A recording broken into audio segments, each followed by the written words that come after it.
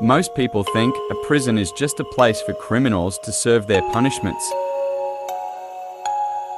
That is right, but God sends some people to jail for transformation and reformation. Did you know that? Now, here are some amazing testimonies from people who God changed their stories in prison. And guess what? They do not regret anything.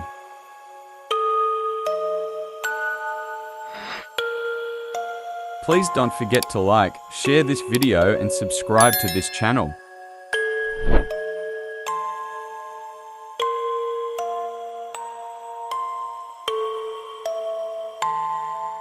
Thank you. So, I'm going to start by inviting Mr. Amos to come over here and join us. Happy Sabbath. Ngenda kutandika n'okuyita omwami Amos ajje wano atwegatteko.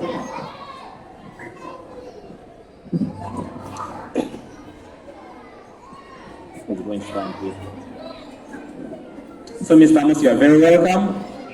Amos, I'm going to ask you about 3 questions and it will be done with you. And you answer us according to what you know and what is on your heart. ngenda kubuuza ebibuuzo bisatu otudde mu ky'omanyi ne ky'otegeera. Okay. Now, Mr. Amos, do you remember the first day you stepped in the prison? Do you remember what date of the month it was and what was your feeling? Mwami Amos, ojjukira olunaku lwasooka okulinnya komera n'ennaku ne kye wawulira? Ngeri gye weewuliramu kijjukira. Tunyonyolemuko. Kijjukira. Abooluganda Mukama yeebazibwe. Praise the Lord, brethren. Kituufu olunaku lwe nalinnyayo It's through the first day that I stepped into incarceration. lwali lunaku nga bwerutu yali Saturday. It was a day just like today, Sabbath. Ennaku z'omwezi sizijjukira bulungi. He doesn't remember the date exactly. Era nali nteekateeka kugenda ku kanisa. For he was in preparations to go to the church as usual. Naye bwe natuuka mu kifo ekyo, But when he reached at that place, mu butuufu embeera gye nawuliramu kwali kwekyawa. indeed he could not feel himself. Okusinziira mu mbeera gye nali ndimu, That is according to the way he used to live. nga ndaba ensi eringa eweddewo. The world had narrowed up. So lwero lunaku olwasooka mu bulamu bwange nalaba nga sirina mugaso. For he lived to testify that that's when he felt that actually he wouldn't be alive. In other words, he was worthless. What were you doing before you went to prison? What was your occupation? And did you have a family? What was going on with your life? Wali okola ki nga tonagenda mu kkomera amakaago n'ebirala kyekyali kigenda mu maaso mu bulamu bwosebo? Nalina edduuka, nalina omukyala n'omwana. He had a family, actually, together, a wife and a child. Era bwe baali bankwata ku lunaku olwo, For when he was arrested on that day, era mukyala wange namuleka waka. he had left the wife at home. Era ekintu ekyo kyanyiga nnyo.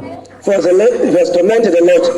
Mu bulamu bwa kyekintu ekyasinga n'okuneenyamiza kubanga omukyala nalina akamwanjo nga akyali mugole. Actually, they had just started their marriage. So they had just introduced each other. Bwe nalowoozanga embeera gyemuleseemu. So when he thought about the way how he had left, ng'amulekedde omwana wa myaka 3, having left her with a child of 3 years, so naawe okitegeera tosobola sigala kye kimu. So definitely you stand to count down that actually you can remember the same. How long did you spend in prison? Komera namala mu myaka 11.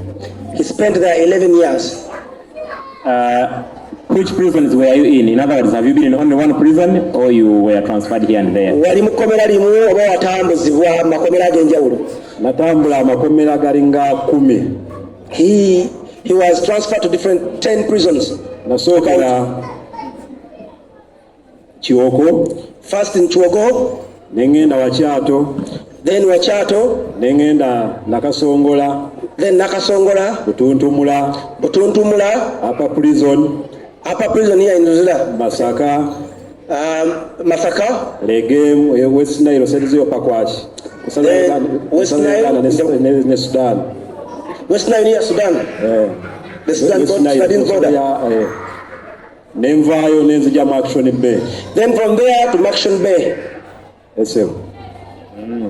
So before you came to prison, were you a Seventhday Adventist? Ngatanajja mu kkomera mukadde waffe wali mu Advent. Nali mu Advent. He was a Seventhday Adventist. Do you notice any changes that ever happened to you while you were in prison? Is there anything you are thankful to God for your time in prison? Olina ekintu kyonna kyewebaliza Katonda ebbanga ly'omala ng'oli mu kkomera? Bingi. Actually, it's true. He's so thankful to the Lord for many things that happened or occurred during his incarceration. Ekisooka. First of all, nali mu Advent. he was an Adventist. Naye nga bw'okimanyi nti okusinza ng'abavubuka bwe bamanyi. But as you know, when it comes to praising and worshiping, birowoozo nyinza okusogenda n'osaba ku sabbiiti eno ng'olaba so nga siri munyiikivu. definitely he lost his usual courage for worshiping the Lord as a youth, because then he was a youth. Naye bwe natuuka mu kkomera, But when he reached in prison, kati ate nendaba ti neetaagisiza ddala okunyweza. actually before he went into prison, he was a little bit lukewarm. But reached in the prison, actually he attained much zeal, he became a pious Christian. Ekkomera yasinga okunzijayo lyali ekkomera ly'Ejjinja. Waliyo omukadde bamuyita mukadde wa Sswa ow'Ejjinja, ekkanisa er'Ejjinja. Kati bwe natuukayo Ejjinja nayogera muko nange. That actually, if you can remember, he regained his state of being pious as a Christian, raised in Jinja. So awo nentegeera ti bwesidda Katonda ebyange biwedde. So there and then he realized that without God, he's gone. That's powerful. Thank you, Amos. In fact, Amos, the first time I met him was at Maxon Bay. Amos omusisinkana yali mu Action Bay. And I knew him for his ironed uniform, the yellow uniform. His ironed, it would be razor sharp. Namulabanga nga uniform agimalako obudde obuwerako nebeerako akakino kalinga ejjirita n'okusala akakasala. And then his shoes were always shiny. N'engatto ze nga zibeerako omuzigo obudde abuziwera ddala. When I saw him today, I looked at his shoes immediately and he still maintained it. Always shiny. Nti ekyo yakikuuma mpaka kaakati bwe mugiraba tebasabasa lwa leero lwokka wabula bweti bwebeera. And also he became a professional painter. Era n'abeera omusizi wa langi omukugu ddala. Sigwa tusigira kanisa ya Maxon Bay. So he's a good painter. He's painted our church there, and even out there after Sabbath you can talk to him for those things. Ye yasiiga ne kanisa ya Action Bay eyazimbibwa nti temumuyisaako omulimu bw'eba alinayo omulimu otumaliriza ate tubeere nga tumwengeji nga mulungi mukadde waffe amuwazeeko eddusu. And one last thing, when it was his time to come out, bwekyali kiseera kye nga kyakubanga mukama amujja mu kkomera, I remember he talked to me and said, yayogera naye n'amugamba, by the way, I rarely put on suits. Like when you see me now, this is not a suit. But that guy had somehow incidentally worn a suit. Alwayo kwambala essuuti kubanga kyayambadde si ssuuti naye engeri ya. So he came to me and said, I see you are putting on a suit and I'm about to get out. Can I give you money and you get for me a suit to go out with? Yamugamba nti waawe ndaba oyambadde essuuti nyinza okukuwa eseera yo n'ofunirayo essuuti.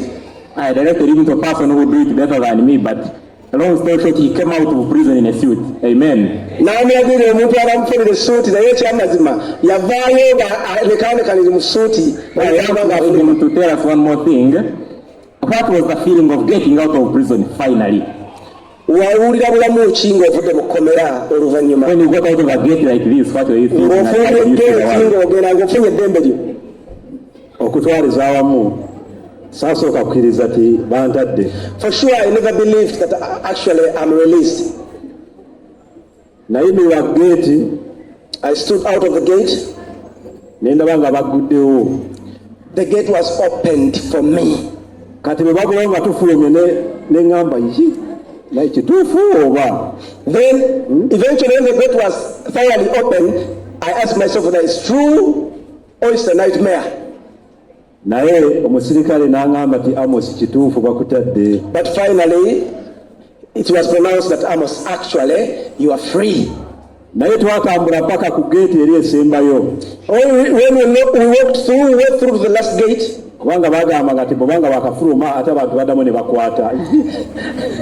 He had an knowledge actually risk in the incarceration that actually when you get out they can rearrest you. Natunulira emmotoka eziri awo naye waliwo omusirikale ali awo.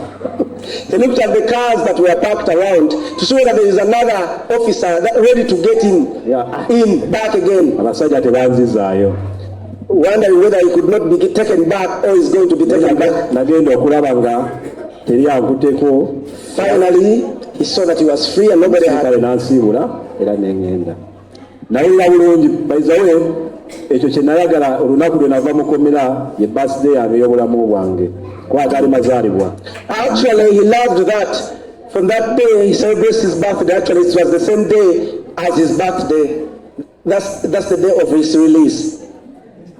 We thank God for Amos's life. And his story, at least for the time he was still inside, represents the stories of very many thousands of them inside. And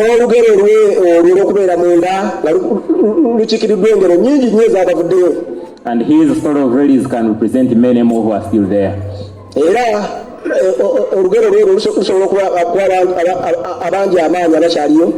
We are going to recognize officially one person in this congregation, and that is Mrs. Amos, to come here and wave to us, and that's the completion of Amos's victory story.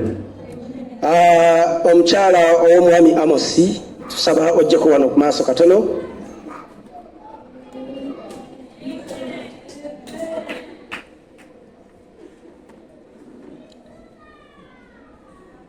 Many times our enemies, when they get out, they come back telling us, I found my wife had been stolen.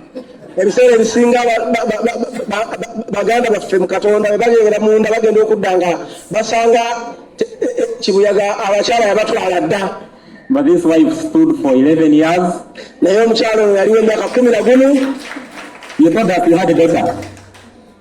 Ogambye walina omwana. How far with the daughter now?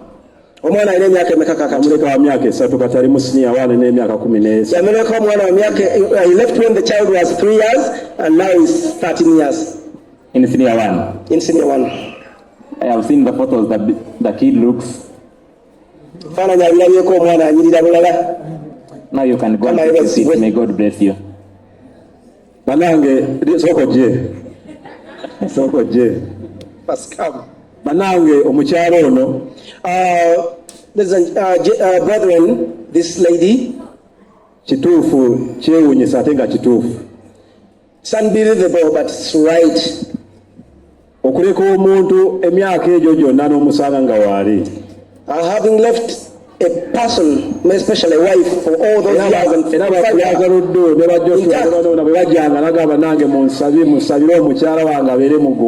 actually when the brethren came for prayers and other stuff for worship, he requested them for a prayer to the wife.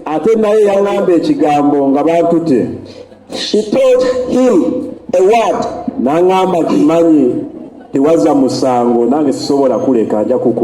For that I know that actually you never actually performed, rather did the case, but I'll stay stable. Baizawe kambagambe ekigambo kitono temulowooza ti buli muntu yenna ali luziramuzi wa misango. He's actually telling us that don't think that everybody in Luzira or anywhere in prison is a culprit. Zegwe mulaba bansibira sente zange mitwalo musanvu munusu kali kakaaga ze nasubira airtime sente zange. For himself, as a testimony, living testimony, he was arrested for his own money, having purchased airtime of worth 70,000. Is it 70,000 Uganda shillings? You remember the other one of MTN where he used to scratch? It was stolen, he never knew. Whenever you could load it on the phone, show contact error.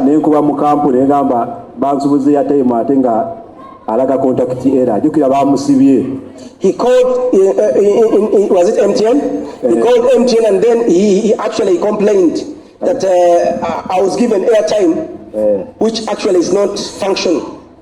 Kati nebagamba yate mulabulako ebintu bingi so nenga bwe mukitegeera agamba wagula guwatuma bishi kati nga sirina kyakula nembirekera Katonda. That the issue of the airtime actually as in calling back or getting back to him, that the issue of the airtime had to do with a lot of robbery and theft and all stuff that he had nothing to do. So ebyo sigenda bigenda wala naye n'ababba babakwata naye nasigala nebaza n'oli yanguza mwennyini n'atuuka mu kooti nakkiriza ati kituufu nze yamuguza naye omulamuzi n'agamba ti mwabagula mwabatuma. That actually at this point in time reached in court, even the person that sold the airtime to him actually admitted the fault, but the judge or the magistrate persistently said no, you must be accountable. So lw'olugero lwange naye Mukama mwebaza newankubadde tikyaliwo ate nebaza uyinza obutakikiriza nebaza olw'okubanga Katonda yansindika mu prison. So even though he's thankful, even though such a thing happened, but he's thankful to God. You might not understand it when he says he's thankful for being sent into prison for nothing that has actually he did. But he has got quite a lot. So many friends, useful friends. He's a new creature. He has known Christ deeper than ever before. So nsaba mukyala wange Mukama kuwa omukisa. Actually, ate mwongere n'otusabira bannange twetaagayo baby kuza ku seeking for your prayers for a new baby. Actually, omwana the one is too old now. So omwana kusaba kamuzeeyo waka. He's requesting you that when you are on the knees for a newborn baby who is going to welcome him out of prison. Amen. Thank you very much, Amos. May God bless you. I'm going to invite one more person before we go to another piece of session. And that is Mr. Ibura.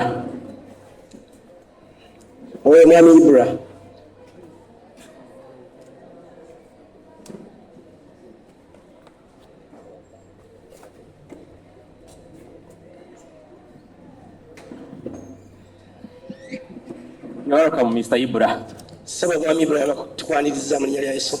Amen. First time I met Ibra was in remand. I would always be assured that when I enter remand, there is a person who is going to come smiling with a long handshake. You're making sure that at least I know you. So his smile is not plastic, like he has been with it for long. Ibra was released last month. And Mr. Ibra, I would like you to tell us when did you enter prison and what was the experience as a first timer in prison and where was that? Mwami Ibra tusaba tubulireko wayingira dyekomera wafuna bisoomooza ki n'omulundi gwo gwasooka okubeerayo wawulira otya?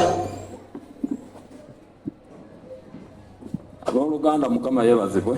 Praise the Lord, brethren. Mbaagala nnyo mu linnya lya Yesu. I love you so much in the name of the Lord Christ. Amanya mpitibwa Barigeya Ibula. My name is Mr. Barigeya Ibra. Musajja Musoga. I'm a Musoga by tribe. Owaffe Ganga Mayuge. Comes from Mayuge district. Naye no Kampala mbeera Kasubi. In Kampala, he stays in Kasubi. N'essanyu lyange.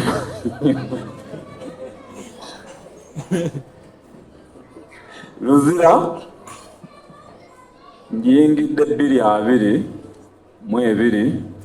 omwezi gw'11 ennaku z'omwezi nga 18. He got into Rosera prison in 2020 in November 16th, 2022. Luzira abansi ba myaka 2. Was in there for 2 years. Nali nkozeeko limandi nga myezi 3. Having served a remand tenure of about 3 months. Bwe bansiba emyaka 2 ezo. Then after a period of 2 years, as in total, ne banzigirako gye bayita remission. remission. Then finally for a remission of how? Ne mbeera nga nakolayo emyezi 18. Then he had left with a balance of 18 months. Era navuddeyo omwezi guno gwokuna ennaku z'omwezi nga 5. Pronouncers have left this month. Naye bwe nabadde nvaayo When he was leaving, seekakasizza nga ndi mu kuvaayo. for sure he never believed that he's actually getting out. Lwe baasooka okunkwata nga nakayingira e Luzira. The first time when he was actually imprisoned, Nalabira ddala ng'obulamu bwange buwoddewo. for sure he'd lost hope. Nga mbadde musajja mukyakaze ennyo. He was a man in for clubbing and other stuff. Nga nze nkuba kukuna ebidongo. In for clubbing, total clubbing. Nga teri bbaala gye ntasobola kugendamu naye nga ate nga ndi musiraamu. Surprising as a Muslim, he starts to pronounce that there is no bar that he doesn't know. Ni ku lujja omusigiti we guli ewaka mu kyalo. They even have a mosque in front of the courtyard in the village. Ewaka ffena tuli basiraamu. All of them being Muslims. Naye nga nkulaga nti nze bbaala nzikyakalira ddala. But for him that was none of his concern. Wazira bunatuuke e Luzira.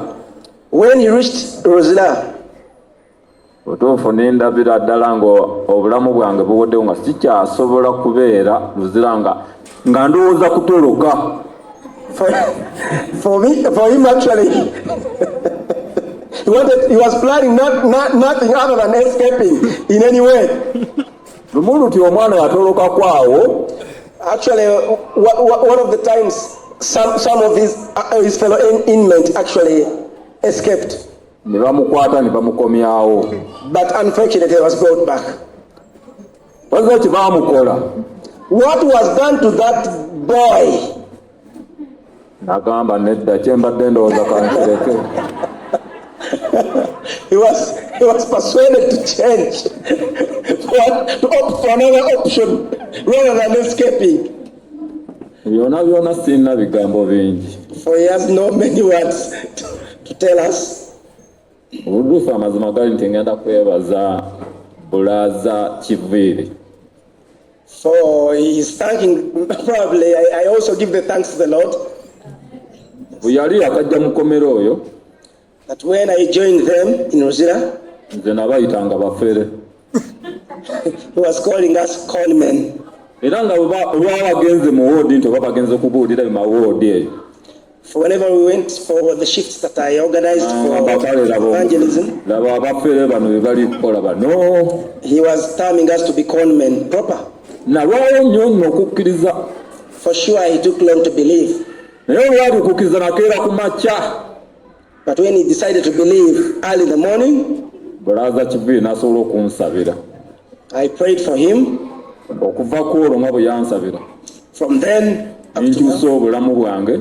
His life changed nga tampadde sente, without giving him money, tampadde kyakulya, nothing like anything as an eatable or something seductive, nga ndya kawunga ako kembadde ndya, just feeding as usual, naye nga ndina essanyu mu mutima gwange. but he retained happiness within him. Glory to the Lord.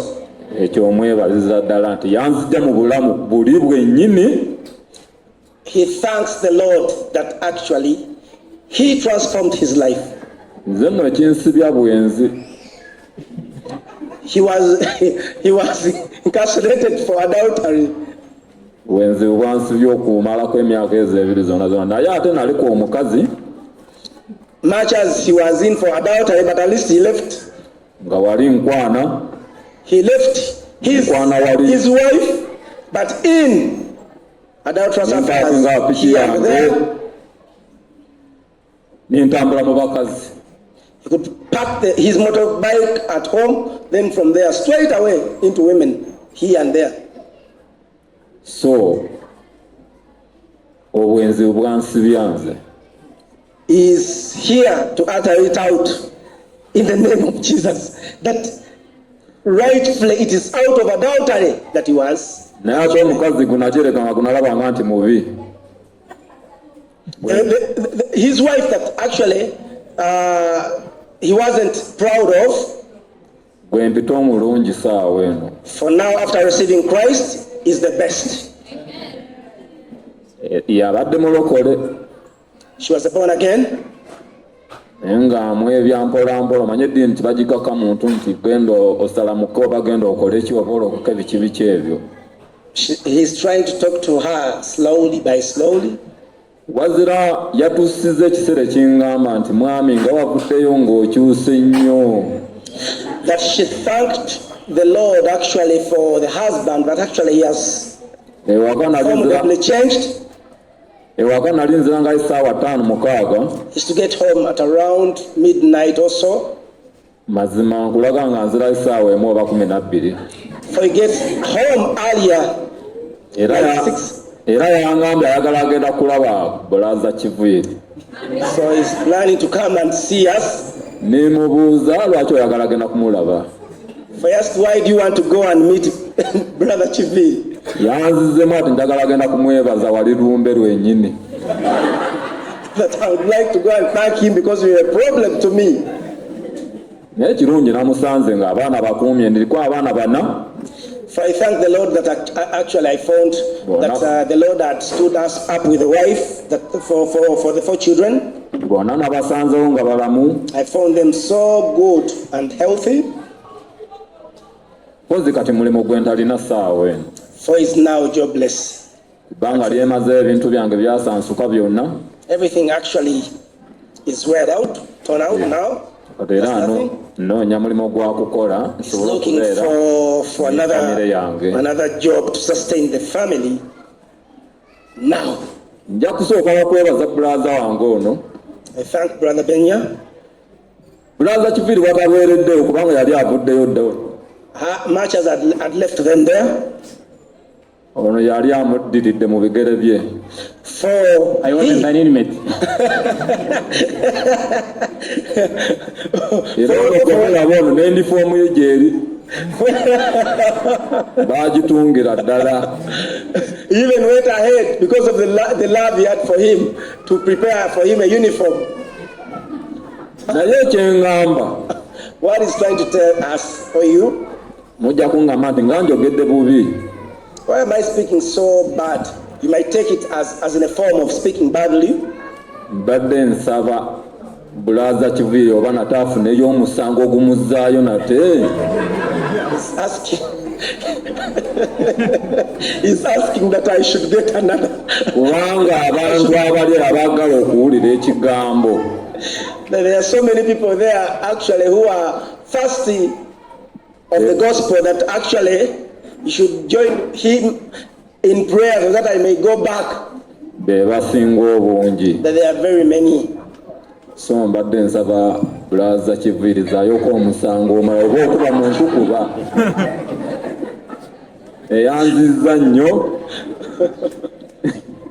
okumpuliza mu butuufu nina essanyu ly'amaanyi nnyo. He's so happy.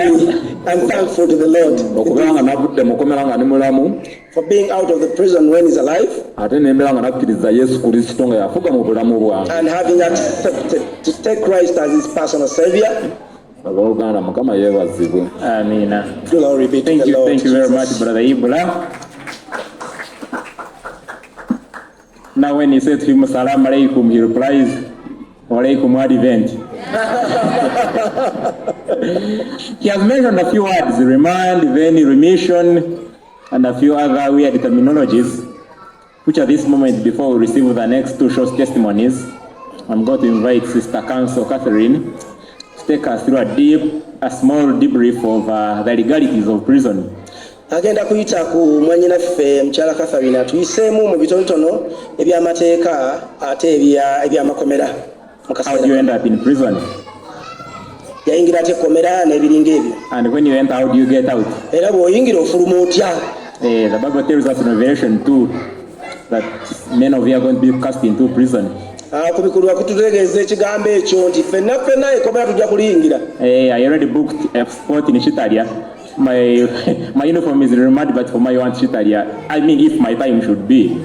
Omukulu yalonda Chitalia sijja kudda mu bigambo bye naye yalonda yatya. So you're welcome, Sister Catherine, for a few minutes. Then we shall proceed with just two more, and we shall be done. Oluganda Catherine tukwaniriza.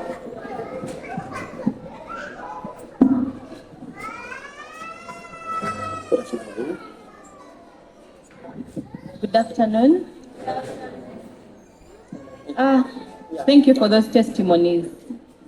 And thank you to the people of the prison ministry. It's always a story each time we go to the prisons. I usually minister with a few people in the women's prison in Luzira. I have really never been to the men's prison. Maybe next Sabbath I'll go to the men's prison. I don't know. My task today is a small one. One, to tell you how you'll end up in prison. Hope not. To tell you how you'll get out of prison. But mostly I'm here to tell you how to prevent yourself from ending up in prison. One thing is we should thank God all the time that we commit all these crimes or even breach the 10 commandments, but we never end up in prison. So we are just lucky to be out here. When you go for ministry, like in the women's prison, and you listen to their stories and testimonies, you'll find that people do the same things you might be doing outside, but you're just lucky. You're still at large. You're just lucky no one complained about you. You're just lucky you're out here. So as Christians, we have to maintain it like this and be out here. Don't go to prison for any reason, is what I'm trying to say. So as Christians, how can we prevent that? Of course, if you commit a crime, you're going to go to prison.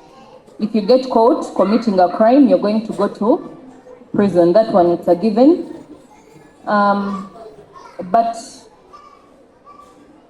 once, I don't know where to start. Once, okay, let me say now police has got you, because they've been told to tell you about the legal situation of how you end up in jail. So normally, you'll be a suspect. If let's say you've committed an offense against the laws of the country, usually you will start by being a suspect. So at that point of being a suspect, you're just going to be taken to police. While at police, you have some remedies for you. What can you do when you're at police? As an Adventist, you're at police, you've been suspected for committing a crime. What can you do now? First of all, you have to first understand, why are you a suspect? What is the charge against you? What have you done? That is where you have to start from. Because no one goes to police for no reason. One, there has to be a reason. And after there being a reason, you have to know that even if you're a suspect or an accused, let me say now police has taken you and now you've continued to prison, you have to know that you have some rights. Okay? You might know in your heart that, yes, I committed this offense. Or you might be innocent. There are many people there in Luzira that are actually innocent, but they are victims of circumstances. Whatever you are, as long as you're in there as a suspect or an accused person, you have to remember that you have some rights. The first right being the right to remain silent. Okay? The first right is your right to remain silent. They have caught you, they have said you've stolen money. And they're asking you questions. Where is the money? Where have you put the money? Is this our money? You can just keep quiet. You don't have to tell them anything. Because sometimes you will be innocent, but the things you say, like I've said, you are a victim of circumstances. They just continue to make you an even better suspect. You know? So you have to exercise your right to remain silent. You also have another right. You can tell them you have a right to call your lawyer. I don't advise people, if you can afford or if you have some legal aid friend, a person who can give you free legal services, please always lawyer up. Get a lawyer to help you in those circumstances. Don't represent yourself. You can do it because sometimes people don't have enough money for representation, but it's not something I advise, especially if the thing is going to, you might end up in Luzira, or you might end up in prison. Try to find a lawyer. So even at police, you can tell them that I want to call my lawyer. Okay? Then, of course, there are other rights that you have, like a right to a fair and public trial. You have your right to the presumption of innocence. The fact that you're a suspect does not mean that you're guilty of an offense. It only means that the other people who have taken you into a jail, or you can call it jail or prison, those people that have taken you there have to prove the case against you. If they are saying that you killed someone, God forbid, they have to bring the evidence to show that you killed. Matter of fact, you can just go there and keep quiet the whole trial. And you let those people talk. If the judge finds that there is a reason for you to be found guilty, then they'll find you guilty. But until you've been found guilty, there is a presumption of innocence. So don't hear that a person is in Luzira on remand and you think that they are guilty of the offenses. Sometimes they are not. Sometimes, like I've said, they're just victims of circumstances. Okay. So now let us say they have, your matter has come now, or let me say now they have taken you from the police and now they have taken you on remand. What options do you have as a Christian offender? Let me call you a Christian offender. What options do you have? How can you come out of jail at that point? You can apply for bail, okay? You can speak to your lawyers and you tell them to help you apply for bail. Bail is when your case is heard, when you're not on remand in Luzira, but you're outside. So during that bail period, you're given a timeline, always report back to court on this date. And then there are some people who are your sureties, people who stand, who say that they'll make sure that you always go back to court. So you always have to have substantial sureties. Of course, you have to keep some money on the side because sometimes they will give you bail, but the conditions are you deposit some money in court. Okay? So you have to know that you need to have some money. Generally, committing a crime is expensive. Don't commit a crime, is what I'm trying to say. Because now you have to have, your sureties have to have money. You have to have those people that trust you, that even when you're in jail, they can come and be your sureties to say that in case that, because a surety, when you're a surety of somebody, it means you're going to ensure that that person goes to what? To court on the date that is given. So you need to have some people that have some trust in you, to stand up for you and be there for you in that time, okay?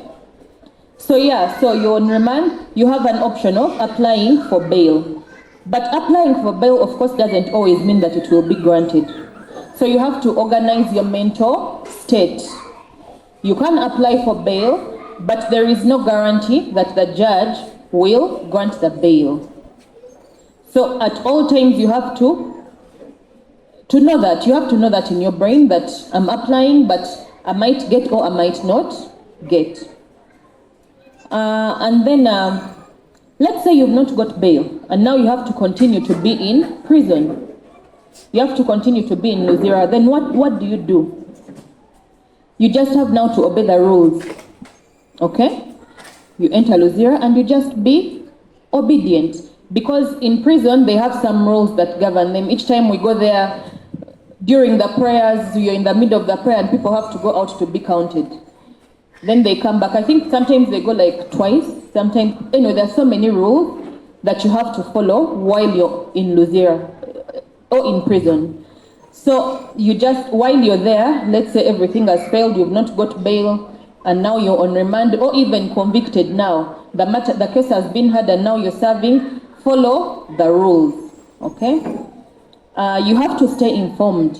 You have to stay informed because sometimes you have to make sure that your ears are on the ground, Sometimes they can bring maybe a program that is going to pardon people. Recently they just pardoned a few people. You have to keep your ears on the ground to make sure you don't miss out on such advantages that might come while you're in prison. So while in prison, let's say you're on remand, you're not yet convicted, you have to always make sure you attend your court hearings. Attend your court proceedings. Don't sit in the prison and just forget. Each time there is a court proceeding in a matter in which you're concerned, let's say it was your theft case, always go to court and attend and hear where your case is going. I think some of the challenges we've had from the prisoners have been sometimes they hire lawyers, but when they hire lawyers, they give their family members or friends the finances to pay the lawyers, and then their relatives disappear with the money. These people who come to visit the prisoners, they disappear with the money. So this person goes to court and they're not represented. So that happens a lot in prison. But you can only know that if you attend your own proceedings, that, my matter came up, but I wasn't represented. So you represent yourself.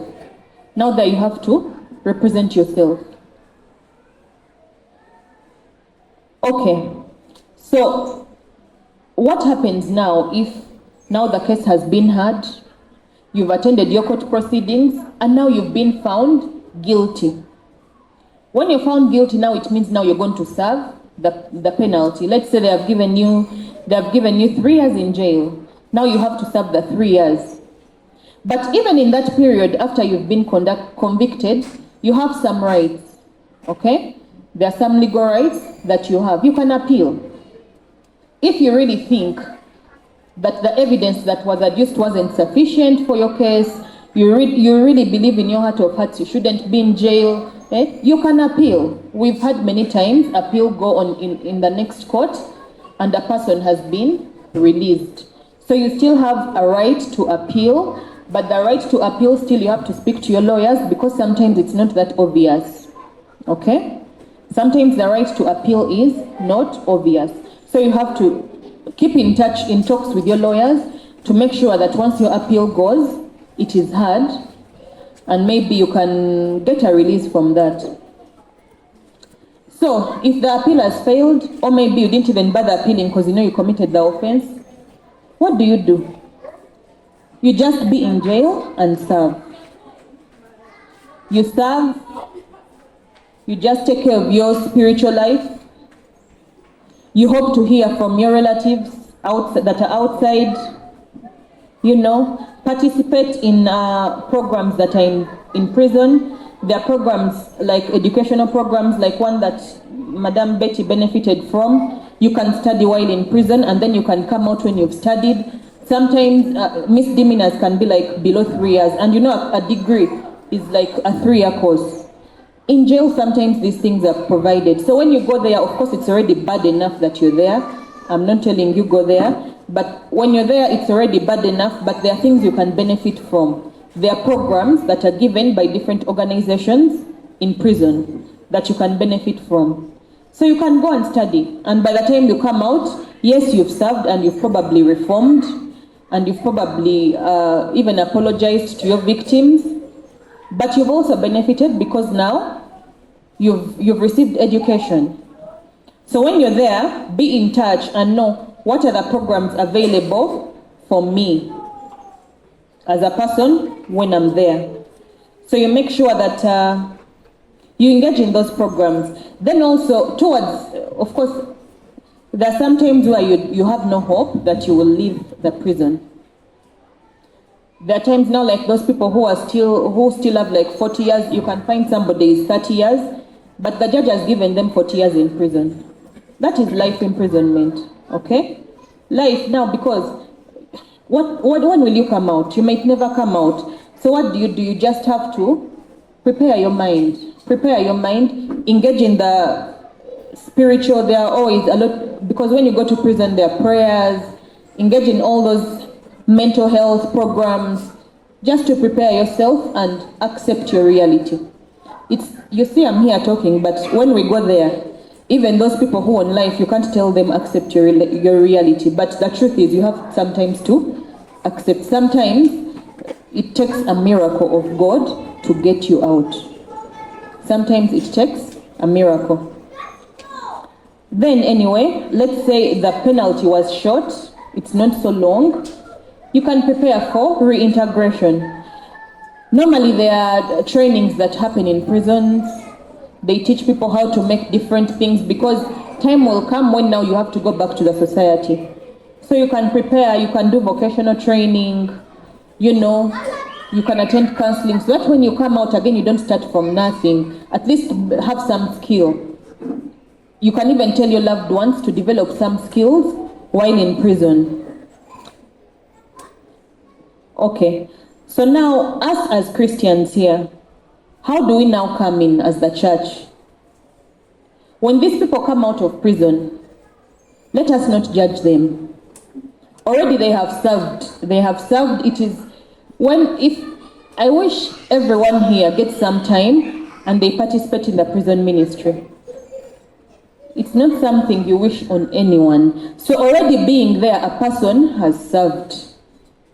Okay? So when they come out now, don't judge them. Don't judge them. Welcome them, and of course be cautious, but don't judge them. Don't judge them. What else can we do? Provide them with employment. Or talk to people who can employ them. Sometimes people fear to employ people that are from jail. But let me tell you, these prisoners reform. Luzira is like a school. A person can come out totally reformed, even better than you. You've just heard his testimony. Has he gone? You've just heard this test. People come out when they are totally reformed. So they can be employed and they can get jobs. And why do we try to find for them employment so that they don't end up again in crime? Crime can also be a vicious cycle. A person went there as a phone thief, now they come out and now they steal money. Then they go back. Again, now it becomes a what? A cycle. So you really have to come in for them. Then provide housing support. Some people come out after so many years. Their homes were stolen by people. Sometimes even they didn't have a home. No relative is willing to take them in. As a church, we can maybe find means of providing some sort of housing to rehabilitate these people, at least for the first 1 year, as a person sorts themselves out. There are organizations that are doing this, but maybe in the prison ministry, it's something we can think about and see. I don't know how that can happen, but it's something we really need to give a thought, because a person comes out and now they have nowhere to start from. They don't have basic needs. They don't have a home. Sometimes they were even innocent, and they have lost everything. Then also, mental health is very important when a person leaves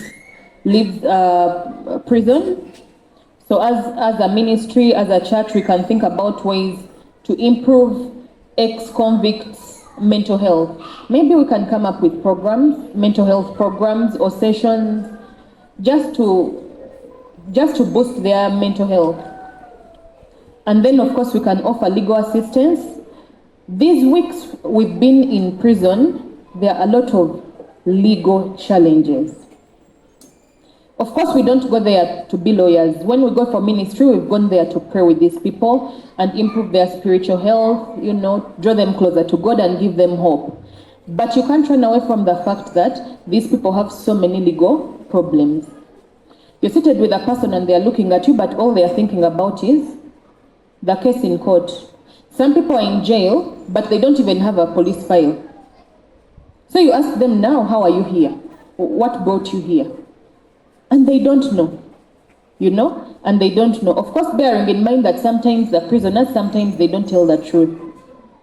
But the truth is, they might not tell the truth, but also they suffer a lot of legal challenges. I don't know how we can come in to help them.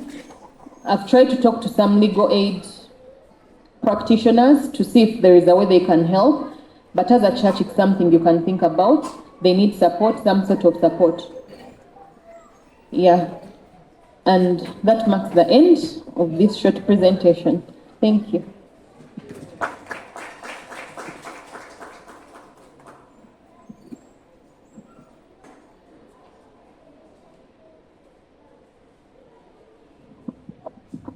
Thank you very much, Catherine. Do we have any question? Only one, if there is any.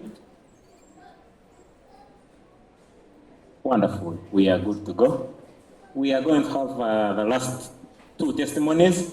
Chiviri, I want you back here. And you help me come with Brother Kaifa.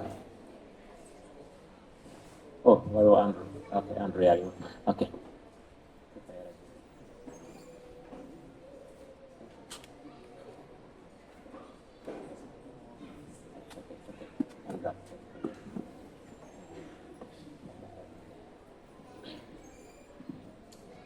So this is Brother Andrew, and I love the way how sometimes these inmates, they come together and they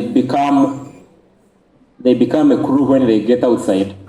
Not a crew to continue with the crime, but this time they become a crew for propagating reformation. So these three brothers, him and and Brother Kaifa, they really hit it, I can say, together. And with them, we believe to see the gospel going further through their labors. And so, brother, let me hear also a bit of your story. You are one of the people here, besides Betty, who has had a longer sentence.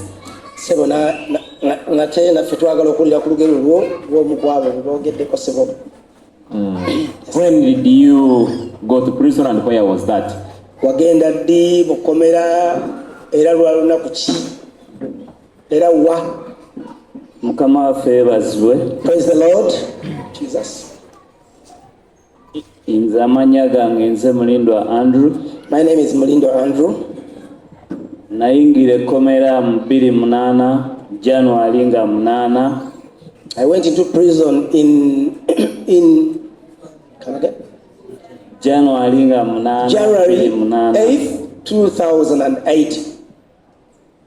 Nga bansalidde omusango ogw'okutta omuntu. Having been convicted of murder. Naye nga amazima satta muntu.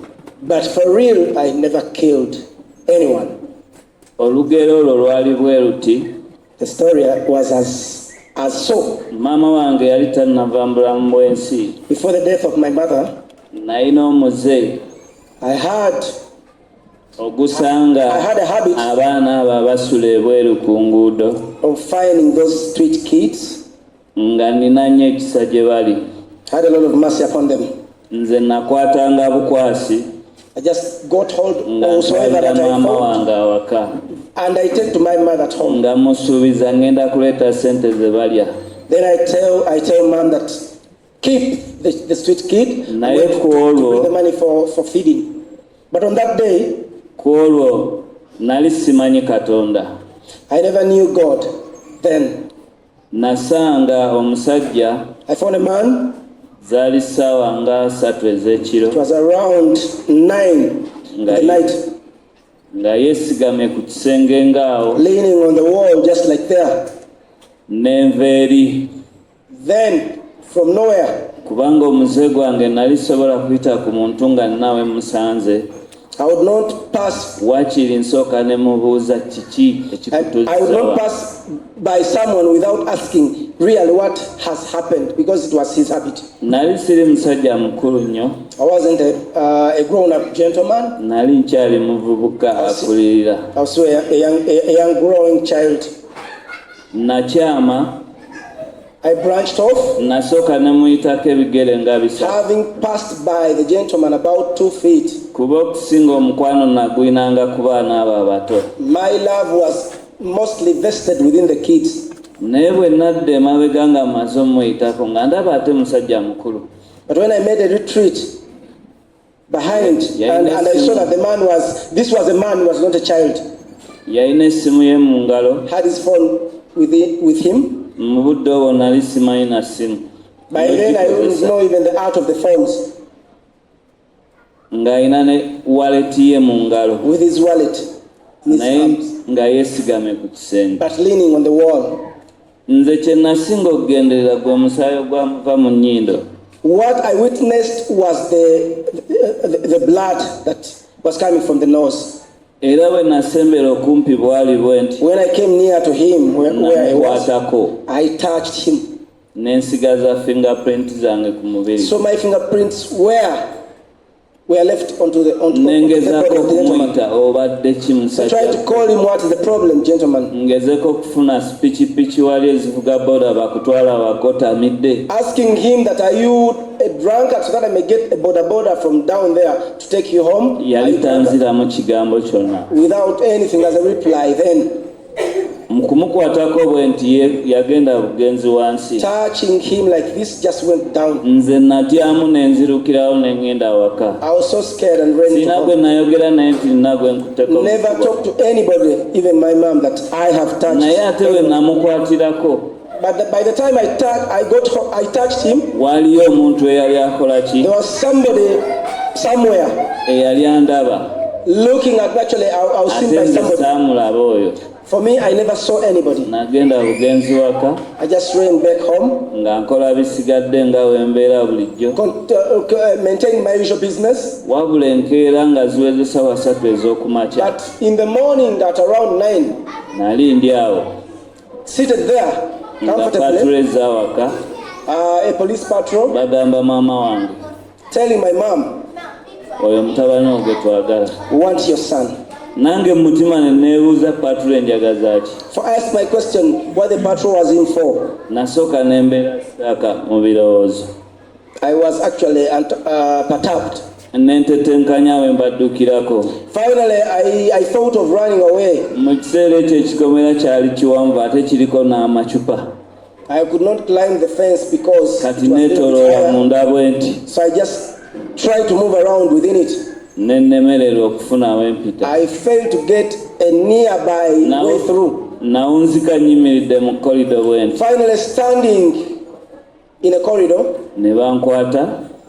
Got arrested. Bantuusa ku poliisi eyo Kawala. To Kawala police station. Kutuukawo nga bagamba y'ono. Reaching there that he is the one. Naye nga sinnamanya ki kinkwasisa. Not even aware of anything that I've been arrested for. Basooka ne bantwala remand home enaggulu kuba nali emyaka gyange teginzikiriza kuntwala mu. As a juvenile, I was taken to remand at Naguru. Naye nga nakaweza emyaka 17. Kept there until 17 years old. Bankyusizaawo transfer ne bantwala mu kkomera ery'abakulu upper prison e Luzira. Transfer to Luzira upper prison. Nembeera ku remand emyezi 6. Stayed on the remand for 6 months. Emyezi 6 bwe gyaggwayo. After the 6 months, ne bankominti nga waliwo kye bayita komito oba commitment warrant ekusindika mu kkooti enkulu. There's a process that you forego to the higher court. It's what known as the committee. Musango gwange gwali tegusobola kuwulirizibwa mu kkooti eya wansi. Because my case would not be subjected to a lower court. Naye emyezi egyo gyonna 6. But during those 6 months, jagwako sinategeera lwaki ndi mukomera. For sure, there was nothing that I ever been told about why I am still incarcerated. Olunaku lwentegeera nti nno ndi ku musango bwe guti. The day that I knew that actually this is the case, lwe lunaku lwe bandeetera ekipapula ekyo. That's the time when they brought that the document. Omusango gwo gusindikiddwa mu kkooti enkulu. Telling me that your case has been transferred to the higher court. Ovunaanibwa omusango gw'okutta omuntu. Having killed someone, committed murder. Nawulira nga amatu gange galinga omuntu ankubye empi. Ne gawuuma. As if I've been slapped in the ears. Amazima natunuulira mama wange ng'akyaliwo. I looked at my mom when she was still there. Ng'aba prison bo.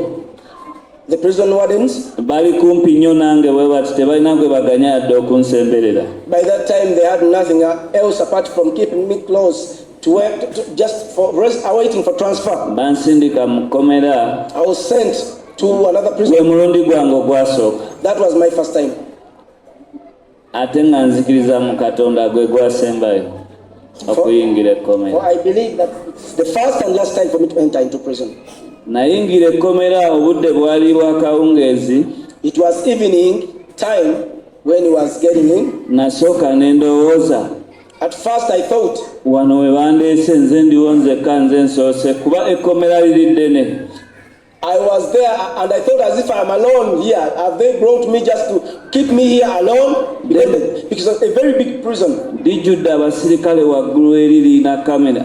Ekiro bwe bantuusa nagamba nze gwe balese nzekka. At night I asked myself whether I have been just kept there alone. Ne nnyingira ekkomera eryo. So I went in. Ne mbeeramu emyaka 5 ku remand n'emyezi 11. I stayed there for 5 years and 11 months. Olwo sinaba kuweebwa kibonerezo. Without actually being subjected to conviction. Ne maliriza emyaka 5 n'emyezi 11. After 5 years and 11 months. Mu mwezi ogw'Ekumi 2013. In November 2013. Nga musanvu. 7th November 2013. Kubanga baŋŋamba ogenda kulinda essaawa 3 ezitamanyikiddwa n'olunaku lwakusatu. Buli lunaku essaawa 3 nabeeranga ku radio kubanga tulinayo radio ze batuteerako batega radio 2, radio Simba ne KFM. They used actually to have 2 stations that they used to make them listen to, Radio Simba and KFM then. Every day. Nalinde essaawa 3 buli ssaawa 3 lwe zituuka mbeerawo bwe nti. Every morning at 9 he could be there. Natuuka ne kinzigwamu ekyo. Until when he got used to that. Nensooka ntegeera mu mutima nti nina okweggyamu ebirowoozo by'ebweru. Slowly by slowly he had to cast out that kind of feeling that is still outside. Nina okufuula wano